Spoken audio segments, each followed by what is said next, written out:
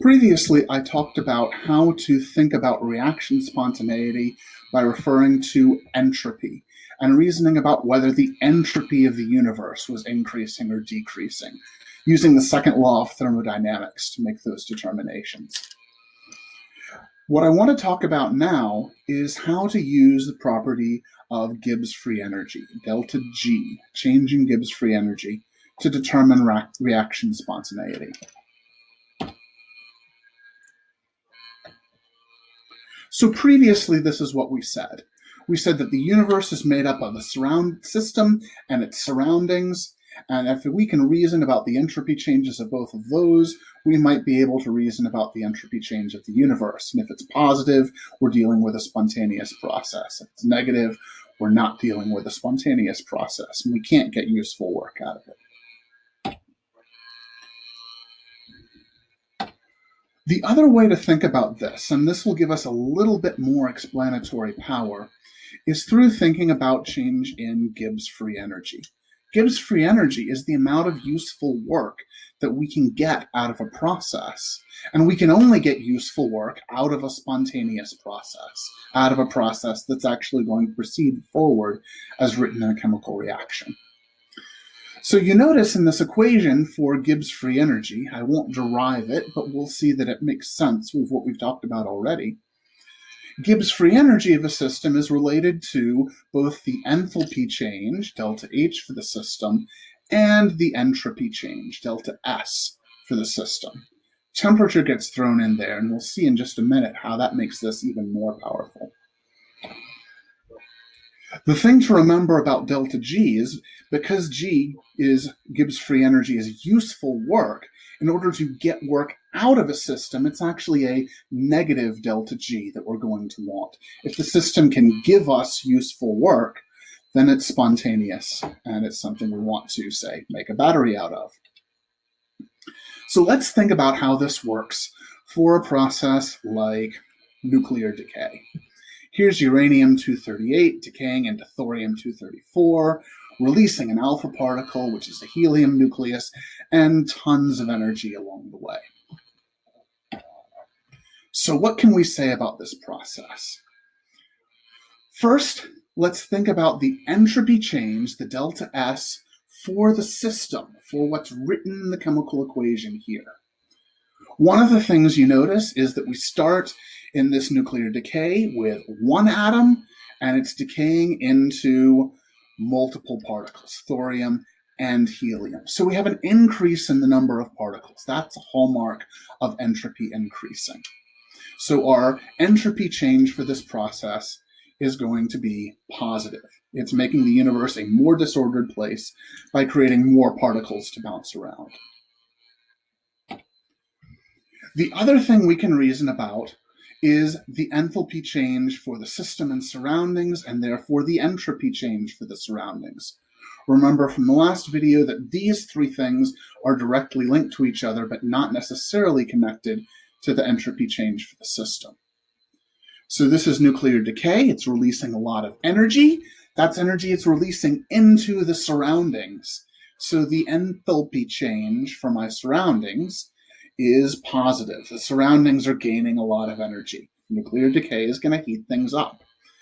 That means the system itself is losing energy. We see that by the way I wrote it here on the right-hand side. Energy is leaving the particles and flowing out into the rest of the universe. Now, because that energy is flowing into the rest of the universe, it's heating the rest of the universe up, therefore making it more disordered. The entropy change for the rest of the universe is going to be positive. So let's reason through this with both equations and see that they lead us to the same conclusion. First, entropy and the second law of thermodynamics. We said that the surroundings are increasing in entropy because they're getting heated up. Delta S for the surroundings is positive. We said the system is increasing in entropy because we have more particles. Delta S for the system is positive. A positive plus a positive is going to be a positive. This process should be spontaneous. It's increasing the entropy of the universe as a whole.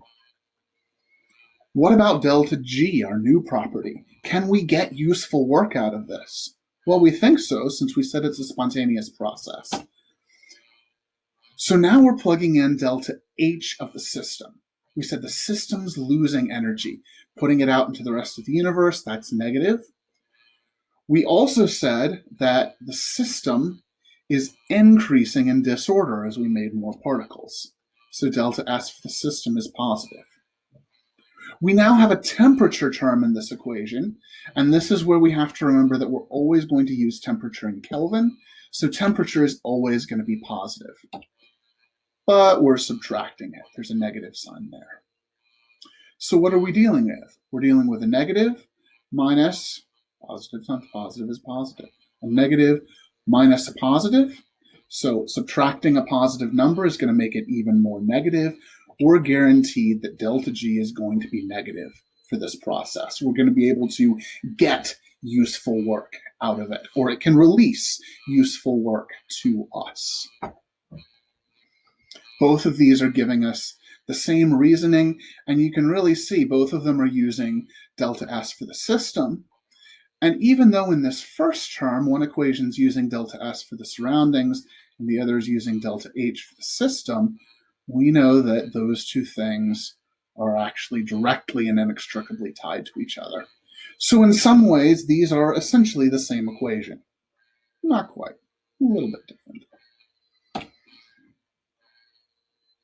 Okay, let's think about a slightly different process now. Let's think about the melting of liquid water, solid into liquid. What can we say about that process? Well, again, let's start with delta S for the system. As we go from solid to liquid, are we becoming more ordered or more disordered? Liquid's a more chaotic, mixed up state, so we're becoming more disordered. The entropy of the system is increasing. Delta S, system is positive. What about our other three variables? As water melts from solid to liquid, we know it has to take in energy to do that. It gets warmed up to melt from solid to liquid. So the enthalpy change, the heat energy change for the system, is positive as it's taking in heat energy to melt. Where does it get that energy from? Since energy isn't created or destroyed, it has to get that energy from the surroundings. So the surroundings are going down in heat energy, or the surroundings are getting cooled down as we melt the liquid ice into water, just like melting ice cubes cool down the rest of your drink. That makes the surroundings, the part that's getting cooled down, become more ordered. The entropy change of the surroundings is negative. And now we have a situation where the entropy change of the system is positive, the entropy change of the surroundings is negative. This is going to be a problem for us. Surroundings going down in entropy, system going up. Can we say anything about the entropy change of the universe? Well, this is where the difference in our delta G equation is actually really useful. The fact that it includes temperature enables us to say a little bit more. But at first blush, that isn't apparent because the delta H for the system is positive. It's taking in energy to melt. The delta S for the system is positive. It's becoming more disordered as it melts. Temperature is positive, but we're subtracting it. A positive minus a positive, once again, because we don't know the exact numbers for those positives, we can't say whether delta G is positive or negative yet. But we can start to put some limits on things. Let's look at what happens when we choose high or low temperatures. If you think about it, that should make a difference. We know that ice melts sometimes in some temperatures, and it doesn't melt other times at other temperatures. So, what happens if the temperature is very small? Let's make this term tiny in comparison to the delta H term. There we go. Now, it's still going to be subtracted from the delta H term, But there's got to be some temperature at which it's small enough, at some small temperature, this delta H term is definitely going to dominate.